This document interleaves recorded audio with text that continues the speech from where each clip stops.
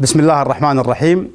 الدكتور خالد شخير المطيري، دكتوراه في التربية، اختصاصي تربوي في المركز الوطني لتطوير التعليم، نائب رئيس الاتحاد الوطني لطلبة الكويت فرع الجامعة سابقا، أخوض انتخابات أمة 2012 عن الدائرة الخامسة.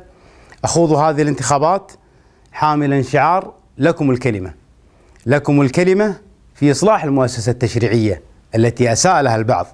لكم الكلمة في محاربة الفساد الذي استشرى في جميع مؤسسات الدولة. لكم الكلمة في تحقيق العدالة الاجتماعية التي تحقق المساواة بين جميع المواطنين.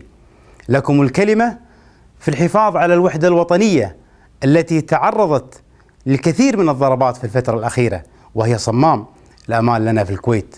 لكم الكلمة في تعزيز وتفعيل الحراك الشعبي الذي توج بالفترة الأخيرة في إسقاط الحكومة الفساد وإسقاط مجلس القبيضة. لذلك أنا أشكر كل الشباب الذين شاركوا في الحراك الشبابي الأخير، وأتمنى أن يستمر هذا الحراك الشبابي في الفترة القادمة حتى نصل بالكويت إلى بر الأمان.